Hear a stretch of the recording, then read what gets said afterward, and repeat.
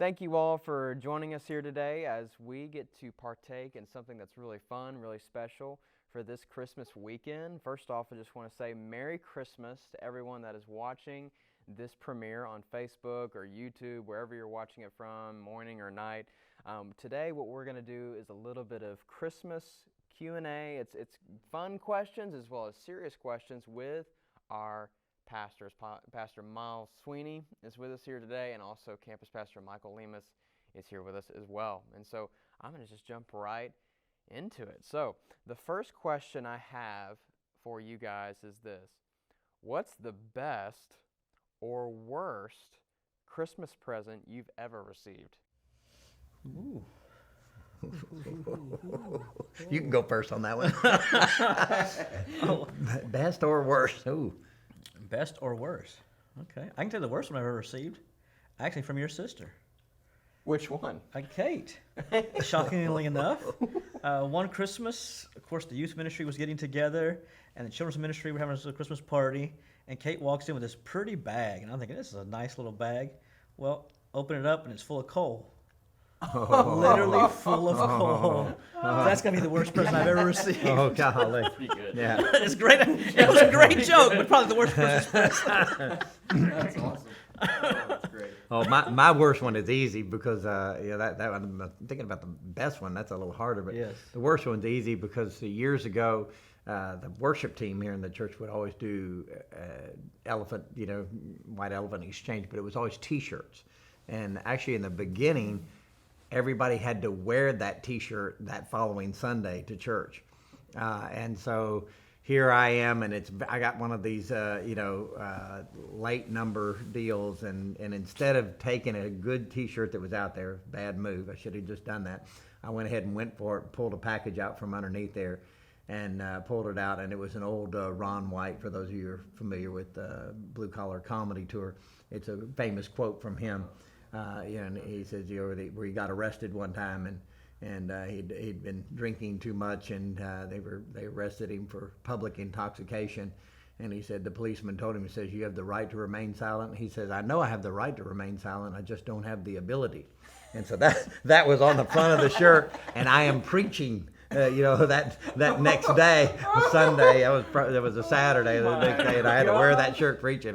Got a lot of comments on that one. Hilarious. Yeah, that one was fun. Oh my Yeah, gosh. so that would be the worst. Or one year I did also get the picture of Jackie Gross that floated around. That would be a took bad a picture of picture. himself like that, or Yeah. something. Signed. Yeah, signed by him, autographed by him. I had that for a year. Oh, did you? actually. Yeah, Oh, yeah, my I did gosh. too. It's I in kept my mine for a room. year and put Staring it at back me, in there. like, Let somebody else be blessed by it the next year. Yeah. Yes. Oh, God. All right. So next question. And this is more of a serious one. When did you realize your calling was to be a pastor? I'll let you go on first on that one.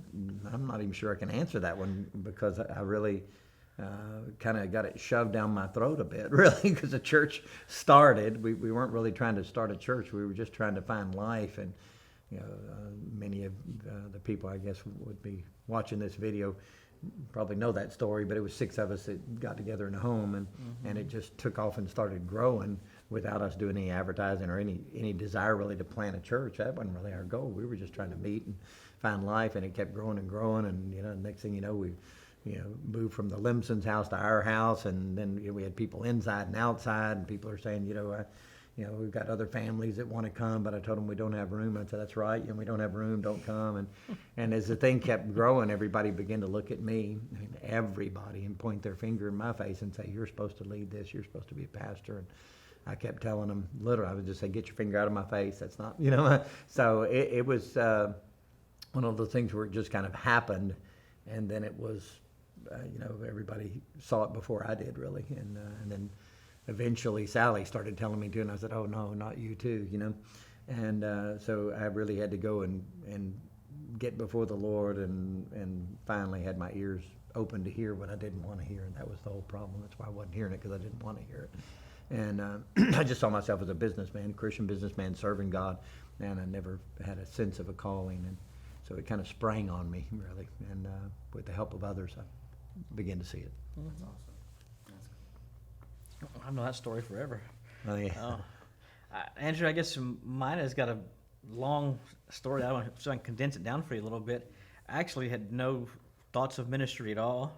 Coming to Grace Community Fellowship, young guy, growing up in this church, and went to school and college and thought I was going to be a political science major and figured I was going to end up somewhere in Washington, D.C. and do something down that realm.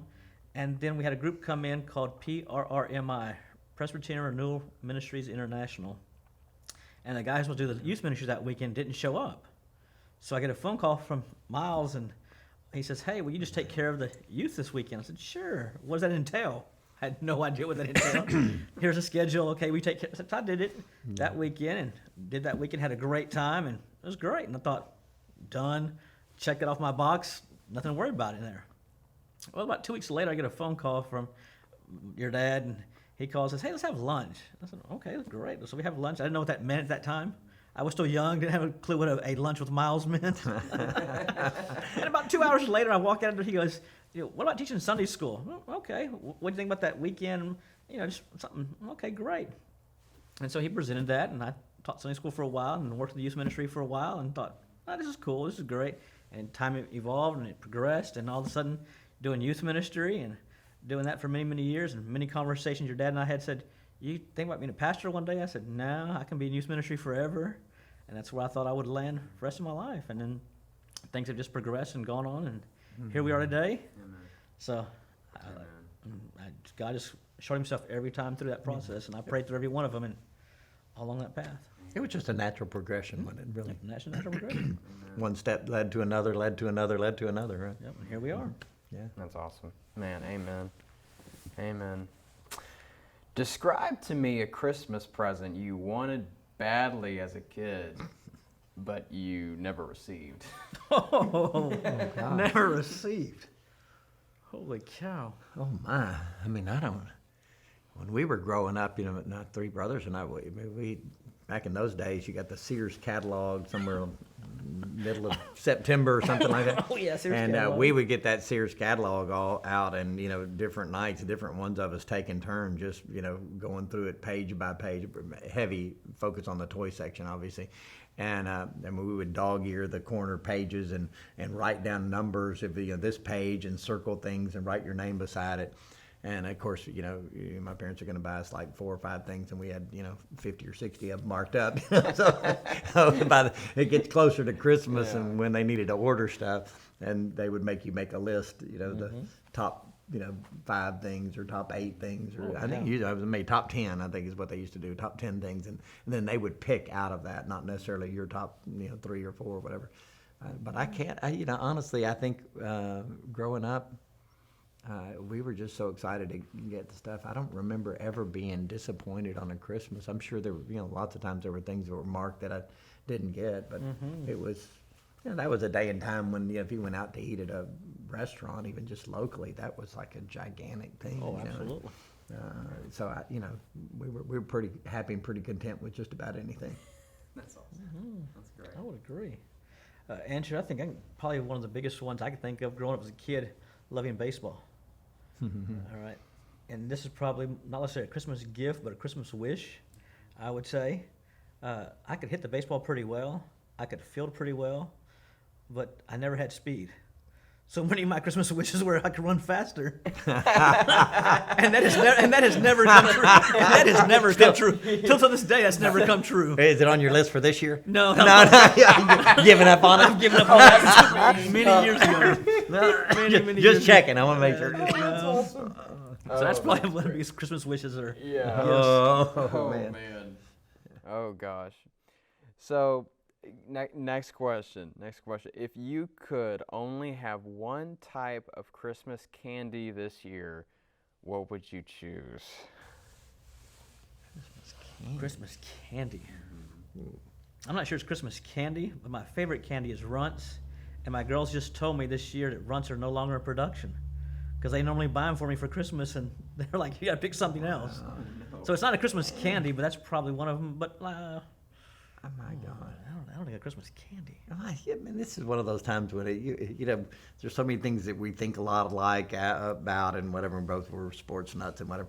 But then you say something and go, my God, there's a big divide between us age-wise. I mean, I don't even know what a run is. I've never heard of such a thing. So I'm out on that one.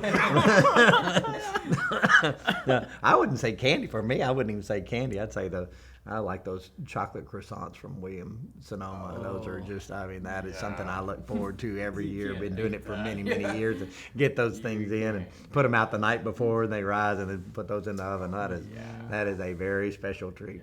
Yes, that's awesome. Oh, no, I can adjust that just a little bit. Okay. It's pretty simple. It only comes out once a year. Chick-fil-A peppermint shake. Ooh, There's peppermint in there. That's candy. That qualifies. You mark one up for that. That's a good one. My That qualifies. gosh. Just had one last week. Yeah. Yes. December 1st. I had my second one Yeah. last week. Back to back or? No, Okay. Just checking. So, serious question. Oh, gosh. In what way has your wife made you the man that you are today? Ooh, man, oh man. You're first. Well, let me count the ways, kind of deal. How much time do we have? Exactly. Wow, I Holy mean, cow. Sally, his honest truth, I mean, she's just been an amazing wife. And I think especially, she was in work all those years, I was working for American Express. I mean, she understood what it demanded, and never once, I don't ever remember her a single time whining and complaining during that period or any, since then, all these years, I mean, about work, and what's involved. I mean, she used to bring a picnic basket up there to my office at American Express, and because I would work till 11 on, it's a pretty set deal for me, 11 p.m.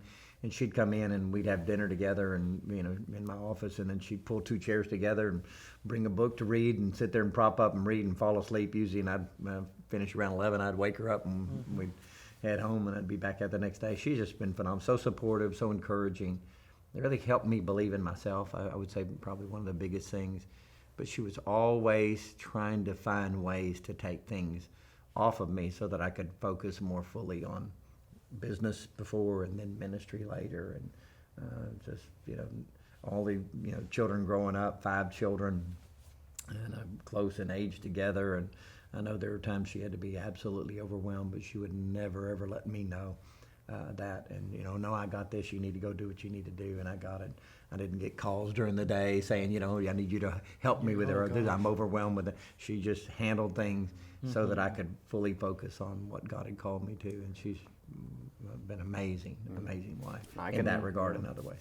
Yeah, you grew up in that. You saw that. Yeah, and I can attest to that. Yeah. I saw that every day and every week, whether that was going and filling up your car with gas or filling up your car with oil. Or still comes in. I walk out the office and where's my car? Well, she came by and picked it up to get the oil changed in it or something. I mean, she's just always finding ways to bless me. She's amazing. She's awesome. Man, she's super mom. That's for She sure. is. Absolutely. Yes. What about you, Michael? Ooh, Andrew, I think Becky, I can think of, golly, I feel like we've grown up together some ways.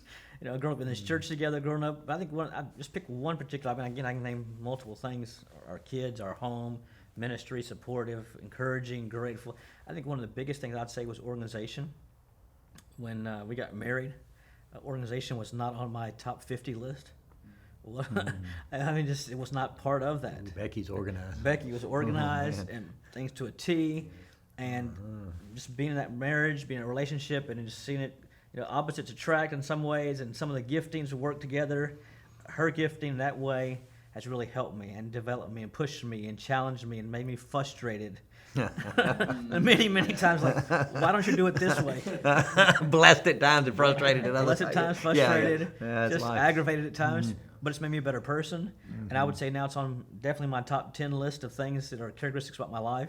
Oh, it's true. That would just absolutely just be a masterpiece that she's helped develop and grow in me all throughout those years. Because that really is a strength now, and it wasn't. I remember back, when you were young and coming in, and like you were talking about earlier about taking over youth. Oh, that was not a strength at all. No. But it has become that through the years. I'd say one of your top 5 actually. Yeah, I'd agree, and that's definitely a result of rub against Becky, conflict, and. Well, yeah, working in the office with you, you over communicate. I mean, both of y'all do. Y'all over communicate, but I love the organization, that y'all have, and so that's awesome. Love it. Oh, what holiday movie or special do you watch over and over again? Oh, the Christmas one that you talking about? Yeah, Oh, Christmas movie. Oh, Oh, yeah, I that, should have specified. oh, Christmas movie. got to be It's a Wonderful Life a for me. Wonderful I don't. Life. Yeah, every year we watch that one. It's a Of Wonderful course, Life. I mean, on the other end of the spectrum, kind of, Elf is Daniel loves it, and so do I. I think I may like it even more than him. It doesn't matter. I can see it 3 times in one Christmas, and I'll laugh my head off at He's all an of the angry same elf. scenes. Yeah, exactly. Yeah. You smell like beef and cheese. You're not Santa. I mean, there's so many different. Oh, there's so many funny ones. Yeah. Congratulations, the greatest coffee in the world. So there's so many of those. But I tell you, one of them that's kind of a one-off one for me too is the Nicolas Cage one. Family Man. Oh, yeah. And, yeah. that That's a good is a movie. phenomenal movie. That is a good I movie. love that, and it's Oh, still yeah. to this day. I wonder how on earth did Hollywood make that movie? Because it absolutely destroys what they preach all the time, about going for the money and going for the fame and fortune and Exactly. whatever else. And it really takes it and stands it on its head, doesn't it? And says, no, what is really important in life? Important life, yeah. Amazing Exactly. movie. Yes, absolutely. Absolutely. Would you agree with It's a Wonderful It's a Wonderful Life. December, Christmas Eve. Classic. It's the one time of the year that my family forces me to eat hot dogs ish. At least it's bratwurst. It may be 100 degrees outside. We turn the air conditioner as cold as possible. Light the fireplace. Marshmallow s'mores. that. Get the little roast sticks and heat them up and watch It's a Wonderful Life. And I get my choice, black and white. We have the DVD Oh, that you has. don't do the colorized. I do not do Oh, colorized. I do I'm a black colorized. and white. And I'm usually kind of a traditional classic guy, but I like that one colorized actually. But I'm black and white. You do black and white. Okay. The girls will try to convince me every other year to watch the color. I watch it, but it's not. Yeah. Black and white's I the key. like black and white too. Do you really? Classic. It's classic. It it's is. traditional. It is.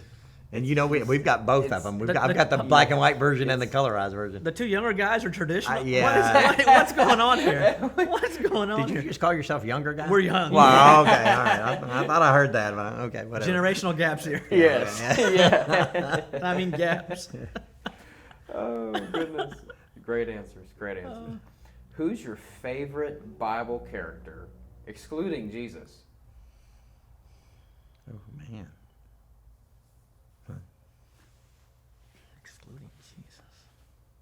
Oh, you're thinking, Paul, I have to, and I know that. yeah, well, that's kind of trite. I mean, it's Yeah. kind of like, everybody picks Paul. But, I don't know, maybe not even for the same reasons most people pick him, of course, all of his New Testament writings, about 2/3 of it's his, and wonderful insights and all those different things. But, more who he is, I think, to me, maybe more, at least as much as what he taught was just his character. When you pick up pieces of that, and then when he talks about himself, and he's not somebody of stature, or he's short. He's doesn't have a commanding voice. I don't know, maybe he spoke in a real nasally tone or whatever. I don't know, but he's not an impressive figure, and he admits that himself. And the others writing about him, kind of the oral tradition that we had that ended up finally being written, was, the description of him was, a little short, bow-legged kind of guy with, big ears and, whatever, and not a powerful voice and everything else. And he talks about that. He tells them, hey, I know when I come to you, I'm not impressive in presence, but this guy who has all these things that everybody looks for. Right. And I can't do this because I don't have this, and I can't be that because I don't have this attribute or that characteristic, or all these things that we look at as roadblocks. Or it didn't stop him from pressing into God, hearing what God wanted him to do, and then going for it full tilt. And that's what I love about him. I mean, no stop. There's no quit in the guy. No quit in the guy. Amen. Shipwrecked 3 different times. I mean, night and day in the sea. I mean, it's like, oh my God. Stoned, left for dead. I don't know. We don't know for sure. Was he dead and God resurrected him, or did they just get close to death and they thought he was? But my goodness, the guy just never quit. Always would get back up and go immediately back into the fight. And that's what an inspiration to me. It's funny talking about generational gaps, because I guess first thing jumps to my head is Timothy, because our relationship so many years, I think that's just interesting, because I've looked at Timothy over and over again, just learning how to be a good follower, learning how to be just who God called you to be. And when you're set aside to yourself and going, okay, leave this thing or do this thing, or it's like, oh, wait, man, where's Paul at? And so many times I think, oh, Paul's just about 2 doors down the office for me. Hey, Myles. And so it's always been that for me. I think that's just a real personal connection with Timothy. But talking about the fight in you, I think Caleb and Joshua have always been two of the ones that I love to really think about. They went in and Caleb's like, listen, I want my inheritance. I want my full inheritance. Yeah. Old, full of life, across the tape at the finish line. Yeah. Strength, power and strength. No give up in him. That's the way I want to live my life at the very end. I don't care if I'm 70, 80, however years old, crossing the finish line, full bore ahead. Amen. Nobody's saying, oh, he just retired and went off into the sunset. No, I don't want to do that. Yeah, don't you love that? That's a great one because Caleb, it talks about him. He's over 80 years of age, and he says, I want my inheritance. Like I helped everybody else get there. I helped you get yours first. Yeah. Now I want mine, and no quit. And then it says that, makes that comment about his vision had not decreased at all. I mean, he's still, and I'm not thinking at all that's natural, his natural eyesight. And even if it is, I don't think it really matters because I think it's speaking to us in the New Testament, under the New Covenant, as being a spiritual truth to us. First natural, then the spiritual kind of thing. And that even at that age, I've never lost my vision for what God has for me. And that's a great one. Absolutely. Great one. What one thing are you most grateful for this holiday season? Oh man, talk about sounding trite, but that's immediate thought, and I think I could think about it for a few days, and I couldn't come up with something better. Really, it's just family. Just so grateful for family. Just of course, life changes, and seasons in your life change, and now it's. We're looking forward to Christmas, and a big part of that is we're looking forward to the grandkids coming in, and I guess I better not say it on here. They may hear this before Christmas Day, but we got them all something pretty similar. Sally and I are so excited about being able to give them those gifts together on Christmas Day. So yeah, the family just something about Christmas and family. The two of them fit together hand in glove, don't they? Andrea, I think. I think this Christmas is not technically our last Christmas with Aubrey, but it's the last one where she's at home.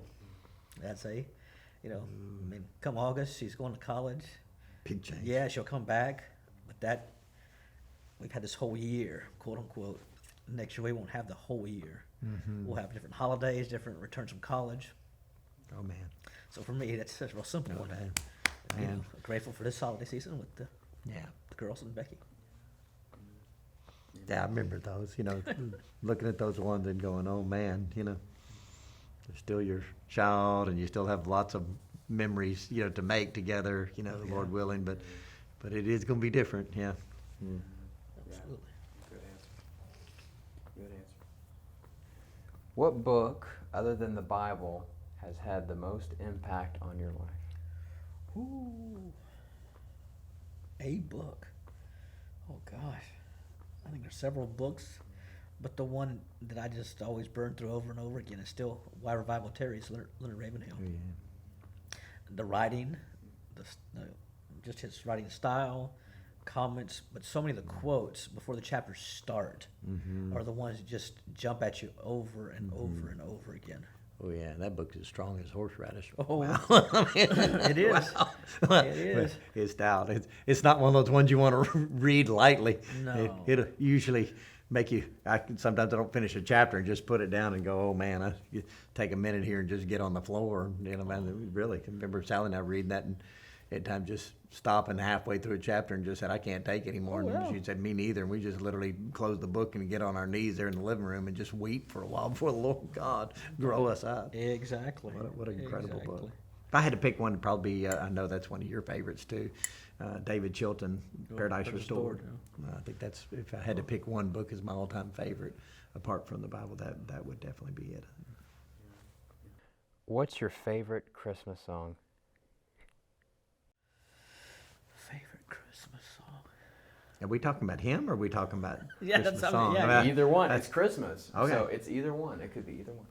Oh, Christmas song is Chestnuts Roasting on the Open Fire. I mean, Nat King Cole's the only one that can sing it. Sorry, and I don't want to hear anybody else sing it. And but him, believe it, this one is a little bit surprising, because it's not one of the normal ones people think of. But I love God Rest Ye Merry Gentlemen. That's always been one of my all-time favorites. And then, of course, like so many of those wonderful Christmas hymns, it's so kingdom-oriented. I mean, dominion-oriented. God has come to earth, and His kingdom is going to spread, from shore to shore, So. Oh wow, that's funny. Talking about generational gap. I wonder how many people. I wonder how many people in the audience this morning even know who Nat King Cole Oh is. no! Don't go there. I'm sorry. It just Oh gosh. Andrew, I think I'm the least musical person of the three of us here. Most music I get is from the girls. I enjoy worship music. I enjoy listening to worship music. Girls. Julie asked me this the other day actually, and I think it's pretty simple. If I'm trying to think, is that really what's in my heart? I think "Joy to the World" is probably one of my favorite songs. "Joy to the War," "Joy to the World." Powerful song. So it is. Mm-hmm. The words to that. The words, exactly. And most people just know that first stanza, Right. But if you read, you get that in that third and fourth. Ooh, there's some theology rich. Yeah, exactly. Powerful. Yeah, well, that's so many Christmas songs have so much deep theology in them, so much it's deep true. meaning to them. They do. That, we walk into a store and hear Christmas songs playing, and it's just some Christmassy, it's Christmas season song, but the actual writers wrote some deep stuff in hymns, deep Very Christmas music. Amen. Amen. Well, that's awesome. So, Great answer. Great answer. If you could travel anywhere for Christmas, where would you go? New York City. For Christmas, it Yeah, would be my. Christmas. But I have to say, New York City before the liberals ruined it. New York City, during time past before De Blasio came in there and all the liberals. With all because it used to be a very, very clean and safe city. After Rudy Giuliani cleaned it up. And so Bloomberg continued his policies for a while there, and it was wonderful to travel there then because you could travel around, walk around at night, went Times Square, walk in that area, and maybe in one of those places where, 12 midnight or something, you didn't have any concern at all. Police were everywhere, and they were cracking down on things. And so it was wonderful, but Radio City Music Hall. Oh yes, that's yes, just yes. that Rockettes deal there for their Christmas spectacular is amazing. To take a horse-drawn sleigh through Central Park. And of course, going there with the giant Christmas tree and everything at the Rockefeller Center. And some of that is we took all of our kids there. And different times took the older three, Nate, Matt, and Susanna one time, and then later took you and Daniel there. And great memories of those times there. One of my favorite trips of all time. Yeah. I was doing all of those things that you just mentioned, going to Rockefeller Center, seeing the big Christmas tree, going to Broadway, seeing the musical, and then just one of my favorite trips of all time. Got to do it in early December before the crowds get too big, but both times we did that with our kids, we had snow while we were there, so we were out walking and the snow's falling. It was just fantastic. New York Christmas is pretty nice. Yeah. I love it. We've been there together, so it's a great trip. I'm going to go a little further north, and it's going to sound shocking again. Your dad and I totally agree with this deal. For the liberals, just kept everything away from it. Washington, D.C. Oh, yeah. Washington, D.C. is a nice, beautiful city Neat to city. be a part of. Going to the White House, being a part of it, it's just wonderful. Now you can't go there. You can't go to the Capitol. You can't go anywhere. D.C.'s locked down, but our southern border's not locked down. Here we go. Yeah. Great city that we've ruined, unfortunately. So, The museums there are fantastic, absolutely.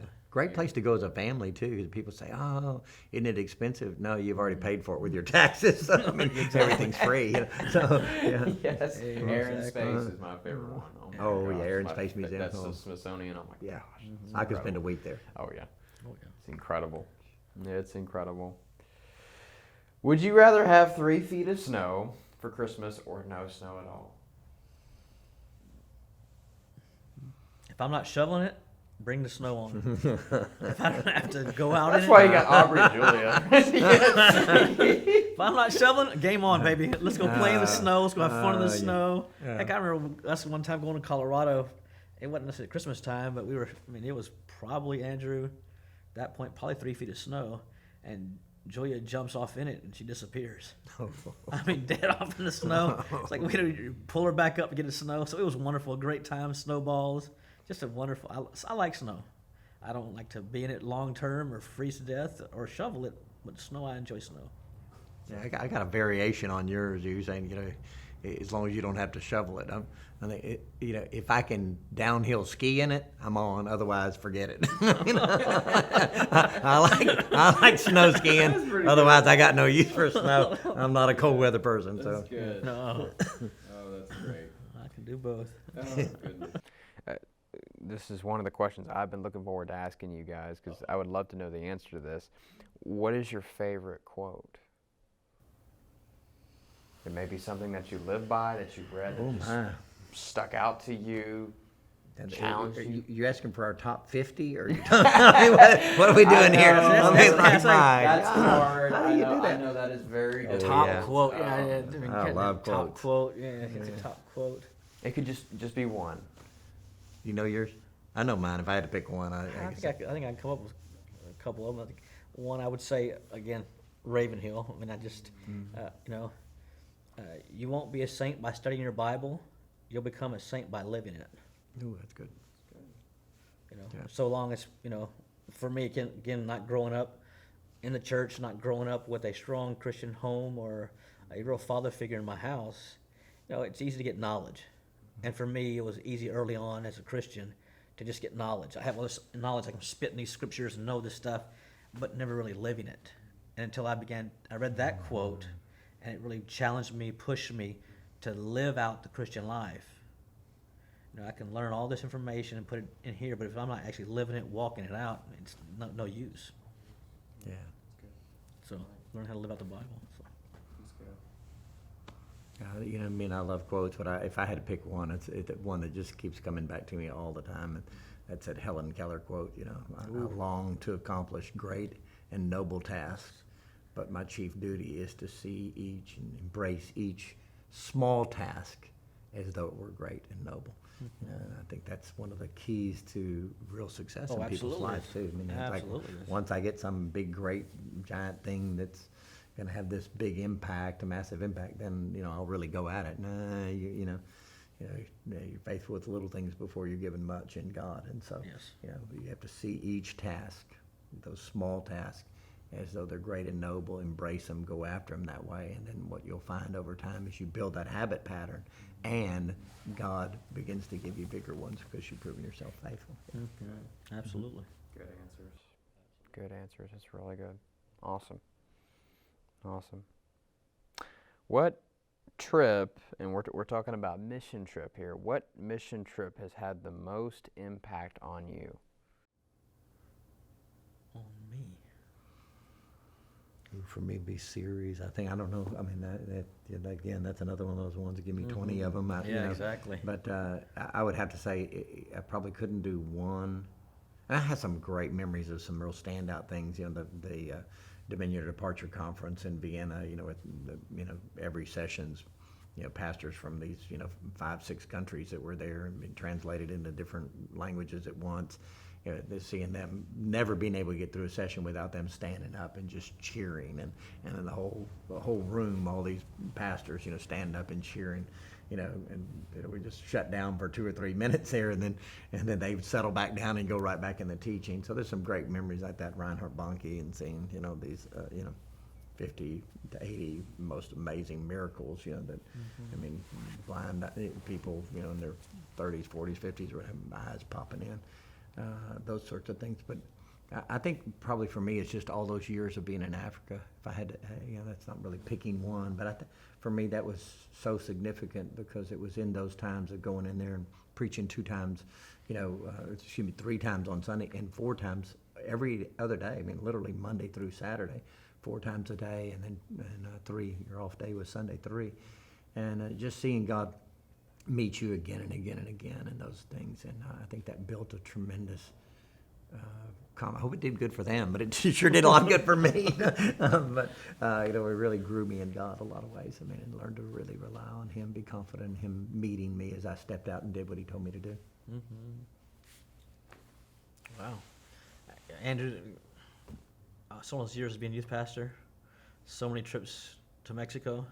Oh, That's why I think, incredible. for me personally, the cartels drive me crazy. I mean, just absolutely, it kills me that we can't take those trips anymore. And it's too dangerous, too awful. Those Mexico trips were just powerful. The family camps in Poland that we did. I mean, another one that I would say just powerful that touched me in the exact same way. But on that trip, I think one of those trips, it's one of those times when you know God's really got you in His hand. For me, talking about how that trip affected me. In that same Poland trip, we're seeing people like Mitchell Mund get prophetic words, telling the lady exactly what happened in her prayer closet that morning. It's like, wow. You, again, study your Bible, hear prophetic words, and hear about the gifts of the Spirit, but you actually see it in real life, right there in front of you, with an American missionary, and he's telling her what she prayed that morning in her prayer. It's like, wow, God, you're powerful. Preaching to the teenagers, to the kids, to the adults in that same trip was powerful ministry. But the biggest thing that impacted my life the most is when I get to Warsaw with a bunch of teenagers and my wife and 2 leaders, and our connection doesn't show up.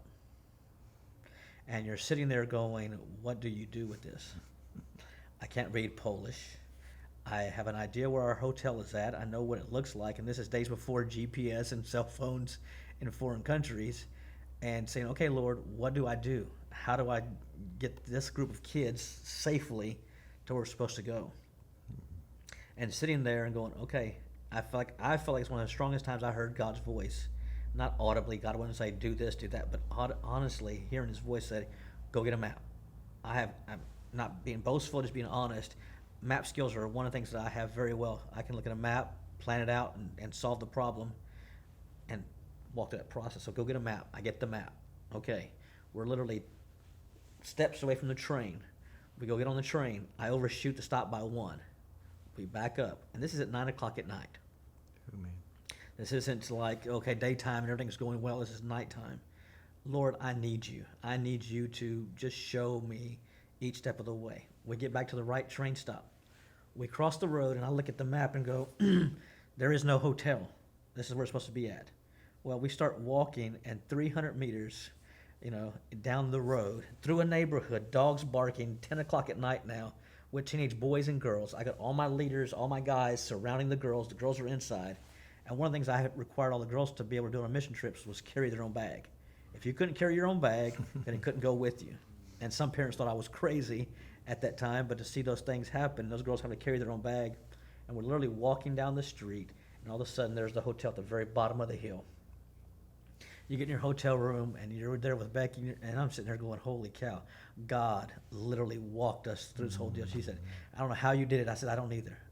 Only God, and trusting God each step of the way is the way you walk in that process. So for me personally, that's one of those times when I went, if God can rescue me in Poland, He can rescue me in any situation, anywhere in the world. Language barriers don't matter. But for me, God's totally got me in His hand, and I trust that, and I've trusted that since that day. Whatever goes on in my life, God's got me in His hand. Amen. Thank you guys for your time and your answers to these questions. And to everyone that's watching this from wherever you're at, again, thank you so much for tuning in, and we hope that you have a wonderful and Merry Christmas. Yes, Merry Christmas to all. For those of you working during this season, we want to say thank you. We have many members within our fellowship that serve during Christmas without time off. Nurses and medical personnel, fire, EMS, police, and military serving around the world. Your service does not go unnoticed.